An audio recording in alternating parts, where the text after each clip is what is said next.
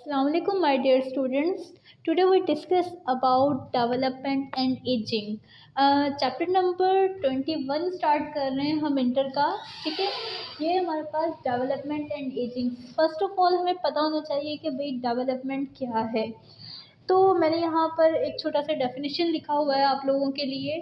असल में डेवलपमेंट है क्या, तो जो बर्थ से पहले वाला जो ड्यूरेशन है आफ्टर फर्टिलाइजेशन, जो मतलब कि एक ऑर्गेनिज्म का प्रॉपर डिफरेंट ऑर्गन्स बनना, this whole period it is called development. ठीक है बेटा, यहाँ पर मैंने डेफिनेशन लिखा हुआ है कि वो जो सिंगल सेल्ड है, single celled zygote undergoes a series of progressive changes occur in the zygote after which it become a multicellular adult.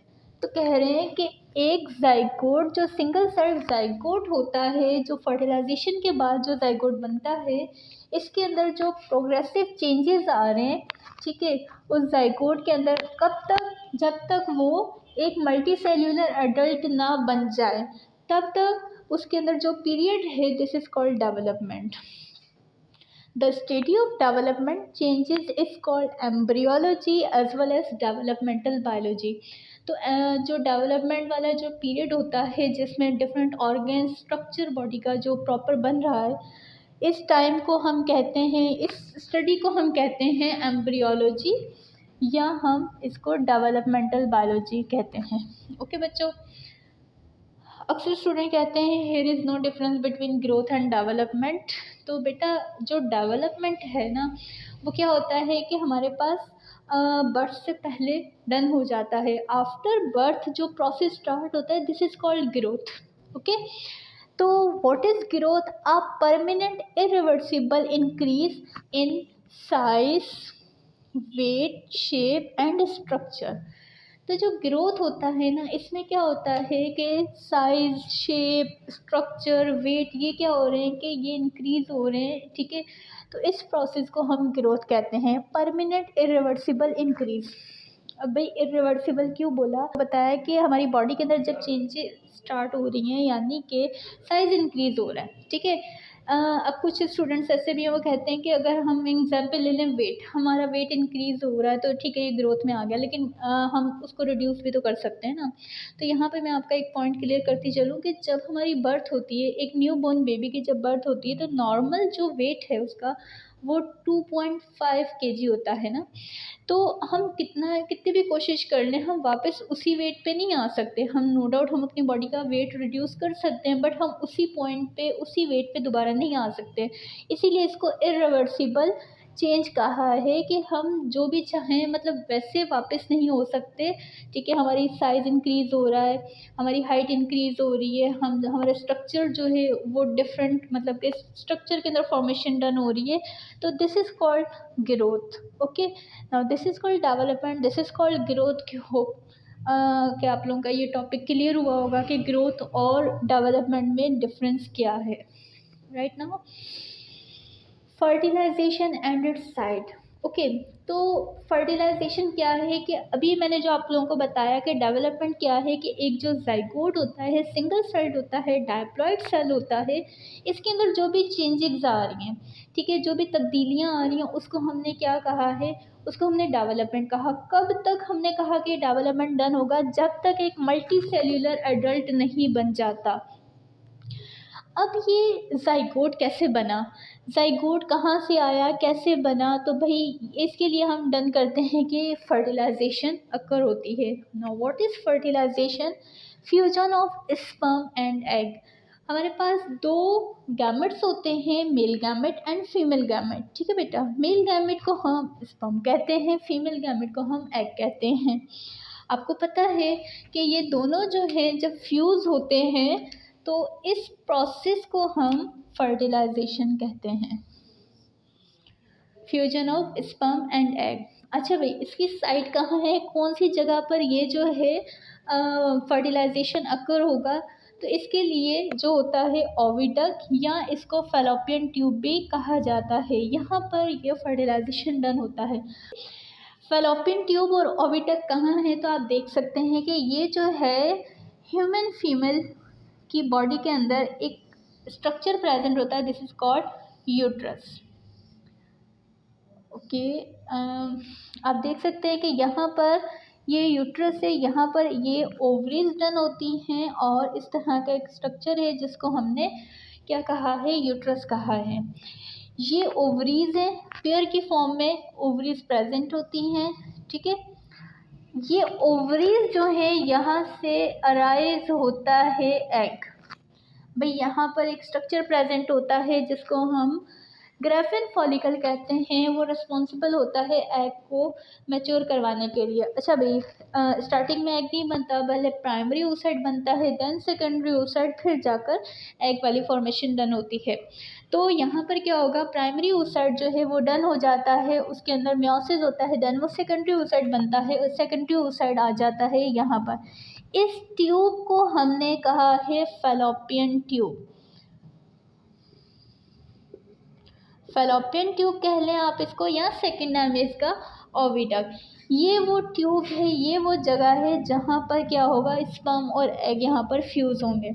Uterus का ये पोर्शन जिसको हमने सर्वेक्स कहा है, सर्वेक्स के बाद यहाँ पर जो है साइड पर बर्थ कैनाल प्रेजेंट होता है, ठीक है। यहाँ से जो है स्पर्म इंटर होता है और आप देख सकते हैं कि स्पर्म जो है यहाँ से मूव हो जाता है और चला जाता है फैलोपियन ट्यूब के अंदर। यहाँ से ये जो प्राइमरी सेकेंडरी oocyte है, सेकेंडरी oocyte जो है यहाँ से मूव होता है और थोड़ा सा इसी फैलोपियन ट्यूब के अंदर यहाँ से स्पर्म इसके पास आता है। जैसे ही स्पर्म और एग दोनों यहाँ पर आ जाते हैं। अच्छा, एक और बात बताती चलूँ कि ये जो था हमारे पास प्राइमरी oocyte, देन वो सेकेंडरी oocyte बनता है, देन वो क्या होता है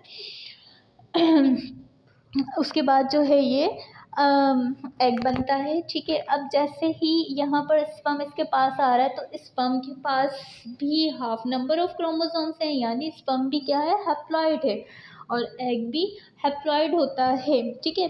तो ये जो सेकेंडरी oocyte है, यहाँ पर जैसे स्पर्म इसके पास आएगा तो अब ये सेकेंडरी oocyte अपने आप को कन्वर्ट करेगा एग के अंदर, और देन जो है ये स्पर्म और एग फ्यूज़ हो जाएंगे। असल में इनमें फ्यूजन कहाँ होती है, इनके न्यूक्लियस जो होते हैं वो दोनों फ्यूज़ हो जाते हैं। स्पर्म अपना न्यूक्लियस जो है सेकेंडरी oocyte के अंदर इंटर करवाता है। ये किस तरह से इंटर करवाता है ज़रा आप देखें। मैं उसको जो है एग को बाहर निकाल रही हूँ, जिसको हमने सेकेंडरी oocyte बोला है, तो ये मैं कंसिडर कर रही हूँ कि ये हमारे पास इस वक्त क्या है, सेकेंडरी oocyte है, ठीक है बेटा। इस सेकेंडरी oocyte के ऊपर एक लेयर होती है, इस लेयर को हम जोना पेल्यूसिडा बोलते हैं, zona pellucida, ZP, this layer. Okay, ये सेकेंडरी oocyte के ऊपर होती है। सेकेंडरी oocyte के अंदर की तरफ इसका अपना न्यूक्लियस प्रेजेंट होता है और ये न्यूक्लियस हैप्लॉइड होता है। This nucleus it is haploid, ये न्यूक्लियस हैप्लॉइड होगा, यानी हाफ नंबर ऑफ क्रोमोसोम होंगे। देन जो है ये स्पर्म जो है इधर इंटर होगा, ठीक है। अब जैसे स्पर्म के पास आपको पता है उसका एक हेड रीजन होता है इस तरह से, और एक फ्लैजिला स्ट्रक्चर होता है उसके पास, ताकि उसको लोकोमोशन में हेल्प करे। अब ये जो है इसका जो हेड रीजन होता है, यहाँ से क्या करता है, कुछ एंजाइम्स को रिलीज़ करता है। ये एंजाइम्स क्या करते हैं, जोना पेल्यूसिडा के अंदर होल करते हैं और स्पर्म थोड़ा सा और अंदर इंटर होता है, ठीक है। अभी ये इस तरह से देन जो है जैसे ये इंटर हो जाएगा, इस तरह से अपने हेड रीजन को यहाँ पर इंटर करवाएगा, और ये अब अपना जो न्यूक्लियस होगा इसकी बॉडी के अंदर जो स्पर्म का न्यूक्लियस होगा उसको कहाँ भेज देगा, उसको ये यहाँ पर भेज देगा। इसका न्यूक्लियस भी क्या है, हैप्लॉइड है, इसका न्यूक्लियस भी हैप्लॉइड है। ये स्पर्म का न्यूक्लियस है, ये सेकेंडरी oocyte का, ठीक है। अब ये दोनों जो है एक जगह पर मिल जाएंगे, और अब ये जो है सेकेंडरी oocyte ने अपने आप को कन्वर्ट करवा दिया एग के अंदर, और अब थोड़ी ही देर में यहाँ पर क्या हो जाती है, दोनों फ्यूज़ हो जाते हैं बिल्कुल इस तरह से कि ये अब हैप्लॉइड जो है ये फ्यूज़ हो गए, यहाँ पर एक डायप्लॉइड स्ट्रक्चर बन जाएगा। अब आप इसको कंसिडर करेंगे कि क्या बन गया है, जाइगोट बन गया है। और ये जाइगोट, ये सारा प्रोसेस कहाँ होता है, इसी फैलोपियन ट्यूब के अंदर होता है, ठीक है। अब जो है फैलोपियन ट्यूब के अंदर फर्टिलाइजेशन डन हो गया। आपने देखा कि फर्टिलाइजेशन क्या है और इसकी जगह कहाँ पर है, और इसकी जो बेस्ट प्लेस है वो फैलोपियन ट्यूब है फर्टिलाइजेशन के लिए। अब जब जाइगोट डन हो गया कि ये हमारे पास एक स्ट्रक्चर है जिसको मैंने जाइगोट बोला है, इसको मैं थोड़ा रेज कर रही हूँ, ठीक है। आप देख सकते हैं कि ये वो स्ट्रक्चर है जिसको अब हम कंसिडर कर रहे हैं कि ये जाइगोट है। अच्छा, एक और बात कि अभी अभी जैसे मैंने आपको बताया कि जोना पेल्यूसिडा प्रेजेंट होती है, तो जोना पेल्यूसिडा यहाँ से जाएगी नहीं, वो इधर प्रेजेंट ही रहेगी। पहले वो प्राइम सेकेंडरी ओसाइट के ऊपर थी, अब वो इस जाइगोट के ऊपर आ गई। ये जाइगोट जो है इसके अंदर 2 न्यूक्लियस थे, एक स्पर्म का और एग का, इस वजह से इस जाइगोट को हमने क्या कहा है, डायप्लॉइड कहा है। और ये कौन है हमारे पास, जाइगोट। अब फर्टिलाइजेशन तो डन हो गया, जाइगोट तो बन गया, ठीक है, हमें उसकी पोजीशन भी पता चल गई कि फर्टिलाइजेशन होगा कहाँ। इसके बाद क्या होता है, जाइगोट के साथ क्या होगा, इस जाइगोट के अंदर अब क्लीवेज स्टार्ट हो जाएगी। व्हाट इज क्लीवेज, मैंने यहाँ पर डेफिनेशन डन की हुई है, division of zygote to form morula. Zygote यानी एक सेल है, एक डायप्लॉइड सेल है, यहाँ पर डिवीजन स्टार्ट हो जाएगी, यानी सेल डिवीजन स्टार्ट होगी, 1 से 2 सेल, 2 से 4, ठीक है, इस तरह से सेल का नंबर जो है वो इंक्रीज होता जाएगा। This condition it is called cleavage, इसको कहते हैं क्लीवेज। तब तक ये क्लीवेज होती जाएगी जब तक एक स्ट्रक्चर नहीं बनेगा, and this structure it is called morula. इस स्ट्रक्चर को क्या बोलेंगे, मॉड्यूला। जाइगोट से मॉड्यूला तक के बनने के सफ़र को हम बोलेंगे कि भी यहाँ पर क्लीवेज डन हुई है। इसके साथ साथ मैं एग टाइप्स भी आपसे शेयर करूँगी, उससे पहले ज़रा आप क्लीवेज देखें कि क्लीवेज क्या है। ओके, क्लीवेज जो है ना ये 4 तरीके से होती है, ठीक है, इसके ये 4 वेज के ज़रिए क्लीवेज डन होती है। अगर देखें ये जाइगोट है, ये एक सेल है, ठीक है, अगर इस सेल के अंदर आपने देखा कि क्लीवेज जो है इस तरह से डन हो रही है, बिल्कुल इक्वल हाफ यहाँ पर डन हो रहे हैं, तो ऐसी क्लीवेज को हम कहते हैं मेरिडोनल। ये क्लीवेज कौन सी है, मेरिडोनल, ठीक है, जिसके अंदर इस तरह से इक्वल हाफ हो। अगर इस तरह से कंडीशन अपियर होती है कि ये एक सेल है, इस सेल के अंदर इस तरह से क्लीवेज डन होती है, तो हम इसको बोलते हैं इक्वेटोरियल।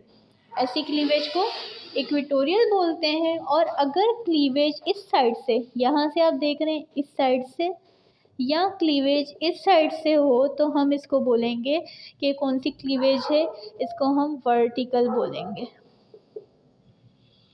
देन अगर क्लीवेज सेल के इस वाले पोर्शन से या सेल के इस वाले पोर्शन से हो, तो इसको हम लैटिट्यूडनल क्लीवेज बोलते हैं, ठीक है। तो ये तो थे हमारे पास वेज के क्लीवेज, ऐसे भी हो सकती है, ऐसे भी हो सकती है, इस तरह से भी और इस तरह से भी। अब हम देखते हैं कि हमारे पास फर्दर जो हमारे पास ये ह्यूमन का जो सेल है जिसको हमने जाइगोट कंसिडर किया है, इसके अंदर क्लीवेज कौन सी होती है और कैसे डन होगी।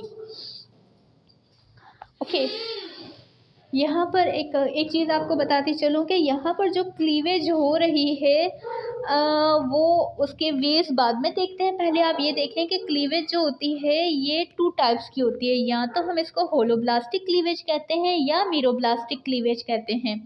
अब ये जो होलोब्लास्टिक और मीरोब्लास्टिक क्लीवेज है ना, ये इसकी टाइप्स हैं क्लीवेज की, बट ये टाइप्स किस पर डिपेंड करती हैं, depend upon amount of yolk. Yolk क्या है, एग के अंदर स्टोर्ड फूड होता है, इस यॉक के अमाउंट पे डिपेंड करती हैं कि कौन सी क्लीवेज कौन से सेल में डन होगी, होलोब्लास्टिक होगी या मीरोब्लास्टिक होगी। तो अमाउंट ऑफ यॉक यानी कि एग को देखना पड़ेगा कि कौन से एग के अंदर कितना अमाउंट है यॉक का। तो सबसे पहले आप यहाँ पर एग को देखें कि हमारे पास जो एग्स, मैंने यहाँ पर लिखा हुआ है एग टाइप्स, ठीक है, एग टाइप्स जो है 4 टाइप के एग्स प्रेजेंट होते हैं। नंबर 1 आलेसिथियल। ये जो आलेसिथियल है ये ऐसा एग है जिसके अंदर आपको बिल्कुल भी यॉक का अमाउंट नहीं मिलेगा, ठीक है, इसके अंदर बिल्कुल यॉक एब्सेंट होता है। और ये बेस्ट एग्जांपल है ह्यूमन की। ह्यूमन का जो एग होता है वो आलेसिथियल है। इसके अलावा आइसोलेसिथियल, आइसोलेसिथियल के अंदर क्या होता है, जो एग होता है उसके अंदर जो यॉक होता है वो इस तरह से थोड़े थोड़े अमाउंट में पूरा फैला होता है। सेंट्रोलेसिथियल, तो वर्ड सेंट्रो से पता चल रहा है कि इसके अंदर जो है सेंटर के अंदर आपको काफ़ी सारे अमाउंट में क्या मिलेगा, यॉक मिलेगा। और लास्ट जो हमारे पास टेलोलेसिथियल है, टेलोलेसिथियल के अंदर क्या होता है कि ये हमारे पास एग है और एग के अंदर काफ़ी सारे अमाउंट में यॉक प्रेजेंट होता है। ये सारे का सारा मैं क्या कंसिडर कर रही हूँ, ये यॉक कंसिडर कर रही हूँ। ओके, तो अब ये हमारे पास 4 टाइप के एग्स हैं और अब हम इनमें देखेंगे कि हमने देखा कि इसके अंदर यॉक बिल्कुल नहीं है, जिसको हमने आलेसिथिल कहा। इसके अंदर इस तरह से पूरा यॉक बहुत कम अमाउंट में फैला हुआ है, जिसको आइसोलेसिथिल कहा। यहाँ पर यॉक का अमाउंट ज़्यादा है बट सेंटर में है, दिस इज कॉल्ड सेंट्रोलेसिथल। और यहाँ पर यॉक का अमाउंट ज़्यादा है बट सेंटर में नहीं है, ओनली वन साइड है, इसको हम बोलेंगे टेलोलेसिथल। मतलब इस तरह से कवर किया हुआ है, ये एक साइड जो है यहाँ पर इसकी, यहाँ पर यॉक नहीं है। तो यहाँ पर क्या होता है, एम्ब्रियोनिक डिस्क वगैरह होती है, फर्दर जो एम्ब्रियो है वो उसकी फॉर्मेशन यहाँ पर होगी। ओके, हम जैसे कि पढ़ रहे हैं ह्यूमन एम्ब्रियोनिक डेवलपमेंट, तो हम सिर्फ आलेसिथियल एग को डिस्कस करेंगे कि इसके अंदर क्या हो रहा है, कौन सी क्लीवेज यहाँ पर डन होती है। तो जैसे कि आलेसिथियल टाइप के अंदर यॉक है ही नहीं, तो यहाँ पर होलोब्लास्टिक क्लीवेज डन होगी। होलोब्लास्टिक का मतलब है पूरे होल सेल के अंदर यहाँ पर क्लीवेज डन हो रही है। ठीक है, हाँ, होलोलेसिथियल क्लीवेज को हम आइसोलेसिथियल के अंदर भी डन कर सकते हैं। बाकी यहाँ सेंट्रोलेसिथियल और टेलोलेसिथियल के अंदर जो क्लीवेज होगा वो मीरोब्लास्टिक होगा। चलिए देखते हैं होलोब्लास्टिक क्लीवेज कैसे होता है। ओके, तो हमारे पास ये जाइगोट है। जाइगोट के ऊपर मैंने आप लोगों को बताया एक लेयर प्रेजेंट है जिसको जोना पेल्यूसिडा कहा गया है। इसका नाम है जोना पेल्यूसिडा। ये लेयर जो है ये प्रेजेंट होती है। अब इस लेयर का क्या काम है मैं आपसे डिस्कस करती हूँ। फर्दर देखते हैं कि पहले होलोब्लास्टिक क्लीवेज कैसे हो रही है।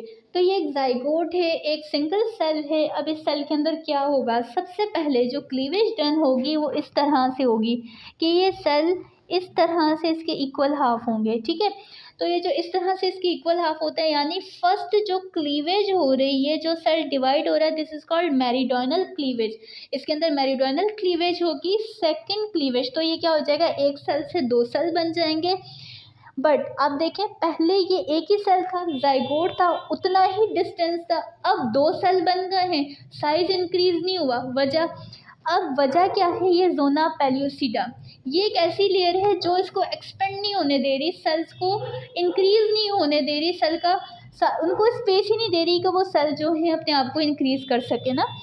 तो ये वहीं पर ये एक ज़िद्दी लेयर आप समझ लें कि वहीं पर चिपक के बैठी हुई है, ये आगे पीछे नहीं होती। तो इस वजह से पहले वो जो जाइगोट एक सेल था, जितना स्ट्रक्चर उसके पास था, जितना एरिया उसके पास था, उतना ही अब जब दो सेल बन गए हैं, जब इनके अंदर क्लीवेज हुआ, फर्स्ट क्लीवेज हुआ, तो भी इतना ही डिस्टेंस है। उसके बाद क्या होता है कि सेकंड क्लीवेज होती है। और आप यहाँ पर देखें कि ये है हमारे पास सेकंड क्लीवेज। सेकंड क्लीवेज में क्या होता है, इस तरह से क्लीवेज होती है जिसको हमने क्या कहा, इक्वेटोरियल क्लीवेज। अच्छा, यहाँ पर मैं बताऊँ आपको कि ये क्या होता है, जब थर्ड क्लीवेज होती है ना, तो एक सेल के अंदर इस तरह से होती है और दूसरे सेल के अंदर इस तरह से क्लीवेज डन होती है। लेकिन होता क्या है कि ये क्लीवेज बहुत जल्दी से हो जाती है। ठीक है, अभी ये डन नहीं होती, ये डन हो जाती है। तो एक छोटा सा टेम्पररी स्टेज आता है जिसमें ये आपको कितने सेल्स दिखेंगे, 3 सेल स्ट्रक्चर दिखता है कि 3 सेल्स आपको यहाँ मिलेंगे, बट बड़ा ही टेम्पररी सा स्ट्रक्चर होता है। देन क्या होता है कि यहाँ पर ये 4 सेल डन हो जाते हैं, ये वाली क्लीवेज भी डन हो जाती है। अब ये जो क्लीवेज है, इस क्लीवेज को हम क्या कहते हैं, वर्टिकल क्लीवेज। ठीक है, तो यहाँ पर सबसे पहले मेरिडोनल क्लीवेज हुआ, यहाँ पर जो है हमारे पास इक्वेटोरियल क्लीवेज डन हुआ, और 4 टाइम पे जो क्लीवेज डन हो रहा है, इस क्लीवेज को थर्ड टाइम पे जो क्लीवेज डन हो रहा है, इसको हम बोलते हैं वर्टिकल क्लीवेज। जब ये 3 क्लीवेज यहाँ पे डन हो जाती हैं तो हमारे पास 4 सेल्स बन जाते हैं। अगेन मैं बताऊँ कि 4 सेल का भी स्ट्रक्चर उतना ही है जितना कि एक सिंगल सेल जाइगोट के पास था। वजह यही जोना पेल्यूसिडा। उसके बाद क्या होता है कि इस तरह से सेल्स अपने आप को डिवाइड करते जाते हैं। ओके, यहाँ पर ये 3 टाइम जो क्लीवेज होती है, ये एक बिल्कुल मतलब कि एक डिसाइड होता है कि पहले मेरिडोनल होनी है, फिर इक्वेटोरियल होगा, देन जो है वर्टिकल होगा। उसके बाद ये रेगुलर स्टार्ट हो जाती हैं। ठीक है, और एक स्ट्रक्चर बनता है इनके बाद इस तरह से, जिसके अंदर ऑलमोस्ट आपको कितने सेल्स मिलेंगे, 16 सेल स्ट्रक्चर बनेगा ना। ठीक है। तो ये क्लीवेज डन हुआ, यहाँ पर क्लीवेज हो डन हुआ, एग टाइप डन हुआ। आपको पता चला कि एग के कितने टाइप्स हैं और कहाँ पर होलोब्लास्टिक क्लीवेज हो रहा है कि पूरा सेल इन्वॉल्व है इसके अंदर। अब ये एक स्ट्रक्चर बना, इस स्ट्रक्चर के अंदर ऑलमोस्ट ये काफ़ी सारे सेल्स बन गए। ठीक है, आप देख सकते हैं काफ़ी सारे सेल्स बन गए। ऑलमोस्ट यहाँ पर कितने सेल्स बनने चाहिए? 16। ये सेल्स बनते जा रहे हैं, डिवाइड होते जा रहे हैं। अच्छा, एक और बात कि सेल डिवीजन हो रही है, लेकिन सेल डिवीजन के अंदर जो ग्रोथ फेज़ है वो यहाँ पर डन नहीं हो रहा। अगर ग्रोथ भी होगी तो क्या होगा कि साइज़ इंक्रीज़ होगा, बट ये जोना पेल्यूसिडा यहाँ पर भी प्रेजेंट है तो ये साइज़ इंक्रीज़ नहीं होने दे रही ना, तो इस वजह से साइज़ उतना ही रहेगा। तो यहाँ पर टोटल कितने सेल्स की फॉर्मेशन हो जाएगी? 16 सेल्स की, या समटाइम 32 सेल्स भी डन हो सकते हैं, बट 16 सेल जो हैं ये तो बनेंगे ही। ठीक है ना। इस स्टेज को हम बोलेंगे morula. This stage it is called morula. अब मैंने आप लोगों को बताया था what is cleavage, division of zygote to form morula. Zygote से जाइगोट के अंदर डिवीजन स्टार्ट हो रही है और कहाँ तक? मॉर्यूला तक के स्टेज को हम बोलते हैं भाई ये क्लीवेज है। लेकिन ऐसा नहीं है कि क्लीवेज यहाँ पर रुक गया या फर्दर सेल डिवीजन यहाँ पर रुक गया, आगे भी होगा। ठीक है, अब आप देखें यहाँ पर तो 16 सेल्स बने थे, यहाँ 32 सेल्स बनते हैं मॉर्यूला के अंदर। अब ये क्या होगा? ये सेल्स अपने आप को रीअरेंज करेंगे। तो ये देखें कि ये जोना पेल्यूसिडा यहाँ पर प्रेजेंट है। ठीक है, उसके बाद यहाँ पर ये वो हमारे पास सेल है जिसको हम अभी कंसिडर कर रहे थे कि ये मॉर्यूला है। मॉर्यूला के बाद अब यही सेल्स अपने आप को जब रीअरेंज करते हैं तो ये एक लेयर बनाते हैं। एक इस तरह से सेल्स की लेयर बनती है। ठीक है, बिल्कुल सराउंड में कुछ सेल्स अपने आप को ऐसे अरेंज कर लेते हैं।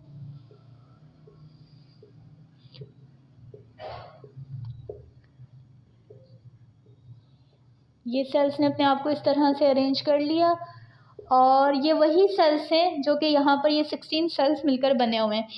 कुछ सेल्स अपने आप को इस तरह से सराउंड में अरेंज करेंगे और कुछ सेल्स जो हैं इस तरह से अपने आप को यहाँ पर अरेंज कर लेंगे, बिल्कुल एक क्लस्टर की फॉर्म में। ठीक है, तो ये जो सेल की लेयर बनी है ये तो आपको पता है ये कौन है? जोना पेल्यूसिडा। ठीक है, अब ये जो सेल की लेयर बनी है इसको हम बोलते हैं ये है ट्रोफोब्लास्ट। ट्रोफोब्लास्ट। और ये जो सेल्स बने हैं these cells it is called ICM, its means inner cell mass. Inner cell mass. अच्छा भाई, ये जो ट्रोफोब्लास्ट है ये फ्यूचर का प्लेसेंटा होगा और ये जो इनर सेल मास है ये फ्यूचर के डिफरेंट ऑर्गन्स जो बनाने हैं वो इन्होंने ही बनाने। जब ये मॉर्यूला के अंदर ये सेल्स इरेगुलर थे, अब इन्होंने अपने आप को अरेंज करवा दिया। यहाँ पर दो कंडीशंस अपीयर होगी, एक को हमने ट्रोफोब्लास्ट कहा, एक को हमने ICM कहा। अब इस स्टेज को हम मॉर्यूला नहीं बोलेंगे, इस स्टेज को हम ब्लास्ट्यूला बोलेंगे। This stage it is called blastula. ठीक है, तो ये था हमारे पास जाइगोट, मॉर्यूला और ब्लास्ट्यूला। देखें कि जोना पेल्यूसिडा इसके ऊपर भी थी जब ये सिंगल सेल था, अब ये बहुत सारे सेल्स बन चुके हैं। जोना पेल्यूसिडा इधर भी है, ब्लास्ट्यूला के अंदर भी है। अब ये क्या होगा कि इनको स्पेस नहीं दे रही ना, ये इसको ज़्यादा एक्सपेंड नहीं होने दे रही सेल्स को। अब यहाँ पर इस स्टेज में क्या होगा? अच्छा, ये सारा काम फैलोपियन ट्यूब के अंदर ही हो रहा है। ये ब्लास्ट्यूला तक की स्टोरी कहाँ पर है हमारे पास?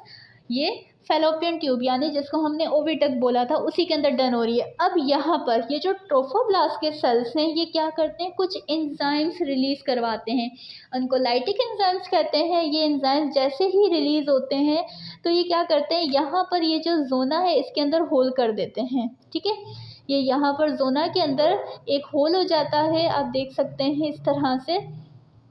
किसने एंजाइम्स रिलीज़ करवाए हैं? ये जो ट्रोफोब्लास्ट है, ये जो सेल्स हैं ट्रोफोब्लास्ट के सेल्स, इन्होंने लाइटिक एंजाइम्स को रिलीज़ करवाया और उन्होंने जाकर क्या किया है? जोना के अंदर होल कर दिया है। ठीक है, यहाँ पर जैसे जोना के अंदर सुराख होगा ये क्या करेगा? ब्लास्ट्यूला, ये जो सेल्स है यहाँ से बाहर निकलेंगे। तो बिल्कुल एक इस तरह का स्ट्रक्चर हो जाएगा कि ये जोना है और जोना से ये सेल जो है, ये ब्लास्टूला वाला जो स्ट्रक्चर है, ये इस तरह से अपने आप को बाहर निकाल रहा है, इस तरह से। ठीक है, अब जब ये बाहर निकाल रहा है ना, समटाइम इस तरह से भी होता है कि इसके बाहर निकलते निकलते ये बीच में से रैप्चर हो जाता है और इसके दो पोर्शन हो जाते हैं। ठीक है, तो जब दो पोर्शन हो जाते हैं तो उस कंडीशन में क्या होता है कि जो मोनोजाइगोटिक ट्विंस होते हैं वो बनते हैं। ठीक है, जिनको मतलब जेंडर और जो बिल्कुल सेम होते हैं जेंडर, या तो दोनों बॉय होंगे या दोनों गर्ल्स होंगी, इस तरह से। और सम टाइम ये जो है नहीं भी बनते, मतलब नहीं भी ब्रेक होते, तो ये एक ही जो ब्लास्टूला था वो जाकर जब यूट्रस में इम्प्लांट होगा, एक ही बेबी यहाँ पर बनेगा। अच्छा भाई, अब जैसे ब्लास्टूला यहाँ से निकला, अब आप देख सकते हैं कि ये जो हमारे पास यूट्रस था, अच्छा यूट्रस के पास 3 लेयर्स हैं। नंबर 1 जिसको हमने पेरीमेट्रियम बोला था, ये पेरीमेट्रियम है। उसके बाद आप लोगों को पता है कि second layer this is called myometrium, और जो यहाँ पर एक और लेयर है, ये पेरीमेट्रियम, मायोमेट्रियम और एक और लेयर होती है। ठीक है, दिस लेयर, ये वाली लेयर, ये काफ़ी थिक होती है, वेस्कुलराइज होती है। इस लेयर को हमने क्या बोला था? एंडोमेट्रियम। एंडोमेट्रियम। अब देखें, ये जो ब्लास्टूला है ये कहाँ है? ये यहाँ पर रैप्चर हो गया, समझें। ठीक है, ये जोना पेल्यूसिडा से ये यहाँ से बाहर निकल आया है। अब ये यहाँ पर वेट कर रहा है कि अब ये इसके साथ क्या होगा। फैलोपियन ट्यूब में ही ये ब्लास्टूला जो होता है ये जोना पेल्यूसिडा से जान छुड़वा लेता है। अब ये देखें, ये आगे आएगा, लेकिन ये एंडोमेट्रियम के अंदर से कुछ मिल्की तरह का केमिकल रिलीज़ होगा। ये एंडोमेट्रियम जब वो मिल्की फॉर्म में कुछ केमिकल्स रिलीज़ करेंगे तो क्या होगा कि इसको ब्लास्टूला अट्रैक्ट होगा। ठीक है, यानी ये एक सिग्नल है अपने पास बुलवाने का।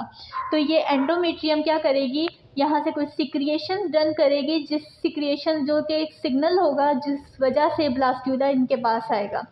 अब जब ब्लास्टूला एग्जाम्पल ले लें, यहाँ आ गया ब्लास्टूला, क्या होगा? इसके अंदर इम्प्लांट हो जाएगा। तो ब्लास्टूला किस तरह से इम्प्लांट होगा कि ब्लास्टूला इस यहाँ पर जाएगा और ये जो है बड़ी ही इसको आराम से इस तरह से अपनी बॉडी के अंदर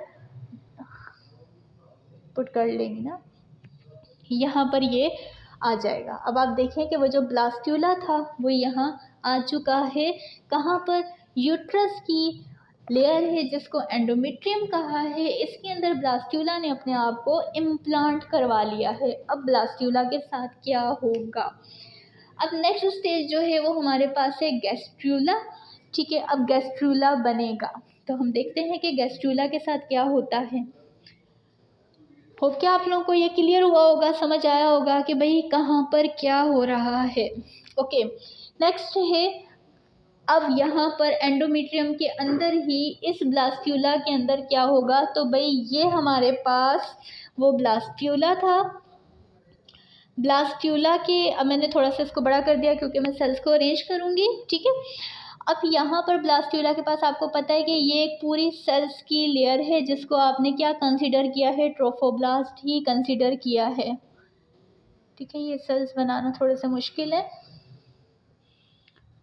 ये जो है सेल्स हैं जिनको हमने क्या कंसीडर किया था? ट्रोफोब्लास्ट।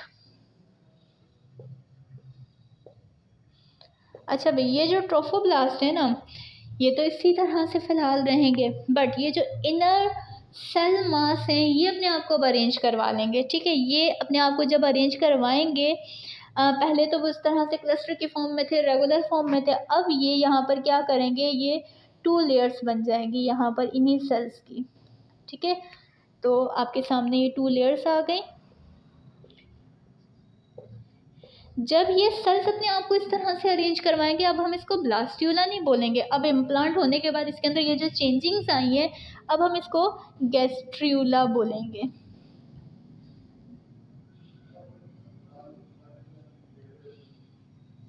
ठीक है, अच्छा, गैस्ट्रूला के यहाँ पर एक प्रोसेस डन होता है जिसको हम गैस्ट्रूलेशन बोलते हैं।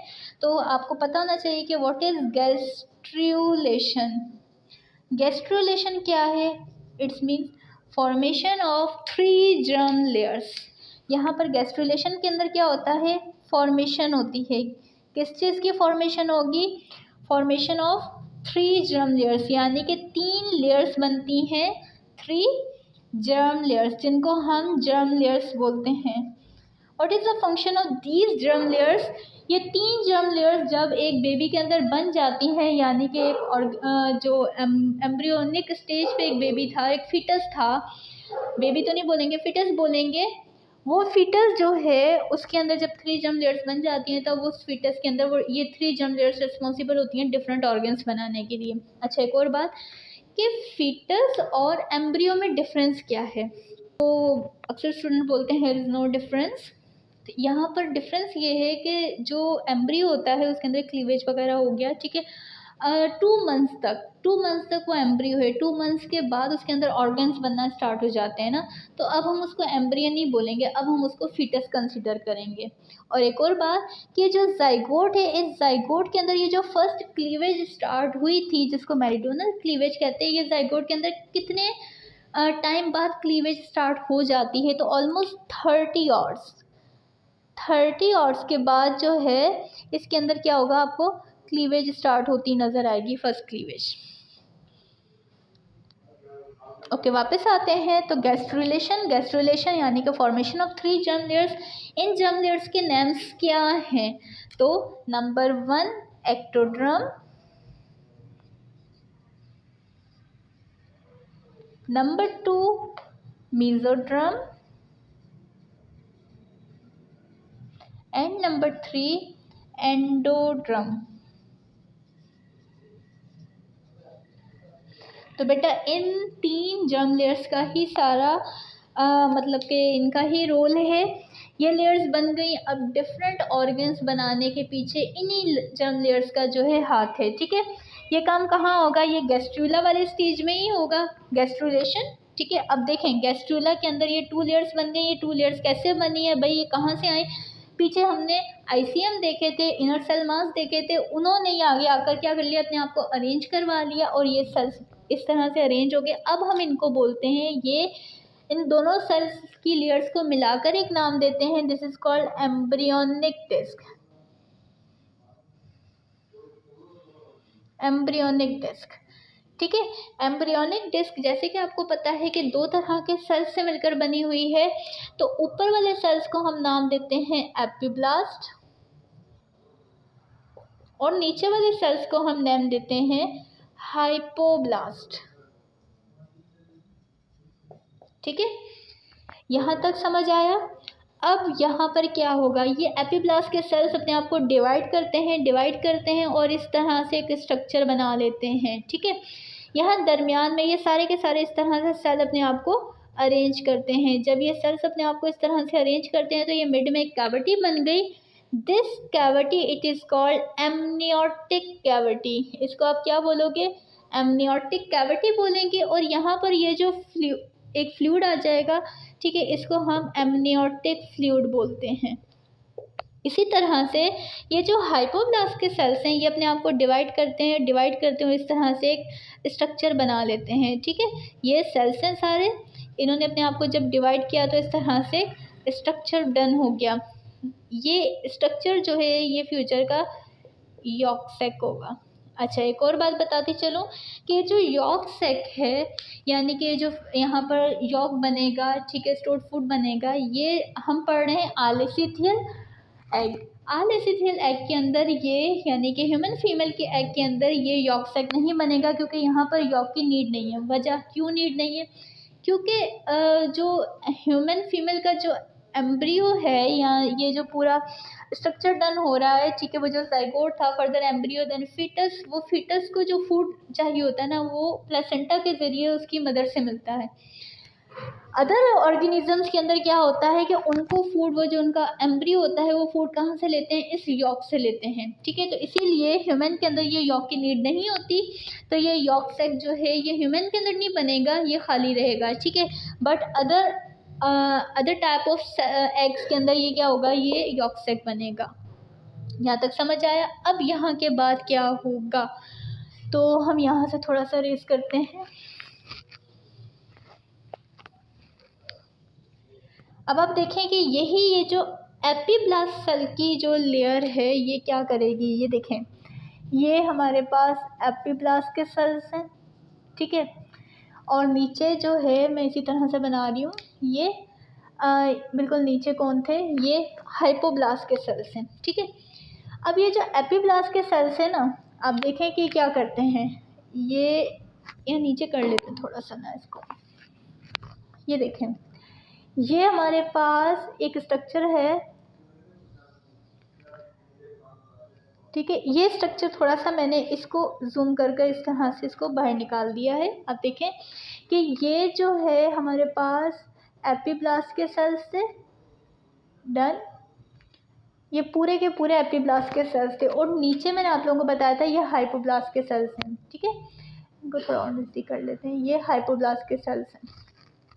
अब एपिब्लास्ट के सेल्स क्या करते हैं, अपने आप को माइग्रेट करना स्टार्ट कर देते हैं। ये दोनों तरफ से, यहाँ से भी माइग्रेट करते हुए यहाँ आ जाएंगे, यहाँ से भी माइग्रेट करते हुए यहाँ आ जाएंगे। आप देख सकते हैं कि ये अपने आप को माइग्रेट कर रहे हैं। माइग्रेट करते करते जब ये यहाँ पर आएंगे, मिड की तरफ आएंगे, तो यहाँ पर एक ग्रूव बन जाएगा ना। This groove it is called primitive streak. ये इस तरह से ग्रूव बन जाएगा। इस ग्रूव को पूरे को हम नाम देंगे, ये पूरा जो आपको स्ट्रक्चर दिख रहा है, इस स्ट्रक्चर को नाम देंगे प्रिमिटिव स्ट्रीक। ये जो प्रिमिटिव स्ट्रीक बना है, अच्छा ये वाला जो पोर्शन है, ये पूरे का पूरा को प्रिमिटिव स्ट्रीक बोलेंगे। ये जो यहाँ पर थोड़ा सा सॉइल्ड एरिया है, इसको हम प्रिमिटिव नोट भी कहते हैं, ठीक है। और हैंसन नोट भी कहते हैं। एक साइंटिस्ट है हैंसन, उन्होंने इस पर वर्क परफॉर्म किया था, देन उन्होंने इसका नाम अपने नाम से रख दिया इसको। ये जो सॉइल्ड स्ट्रक्चर है, इसको प्रिमिटिव नोट या आप इसको हैंसन नोट भी कह सकते हैं, बट इस फुल स्ट्रक्चर को आप प्रिमिटिव स्ट्रीक बोलेंगे। और ये आप देख रहे हैं यहाँ पर एक ओपनिंग दिख रही है आप लोगों को, ठीक है। ये जो ओपनिंग है, इसको हम ब्लास्टोपोर बोलते हैं। ये वाली जो ओपनिंग है, this opening it is called blastopore. First year में आप लोगों ने पढ़ा होगा ब्लास्टोपोर क्या होता है। तो भाई ये ब्लास्टोपोर एक ओपनिंग होती है जहाँ से फ्यूचर की गट बनती है, यानी डाइजेस्टिव सिस्टम बनेगा। अच्छा, अब दूसरी बात है कि ये सेल्स माइग्रेट करके नीचे आ रहे हैं। ये सेल जो यहाँ से आ रहे हैं, इन्होंने ये एक ऐसा स्ट्रक्चर बना दिया, अब ये नीचे की तरफ गिर रहे हैं, ठीक है। यहाँ से भी ये नीचे की तरफ गिर रहे हैं, तो वो कहाँ जाएंगे, ये यहाँ पर गिरेंगे।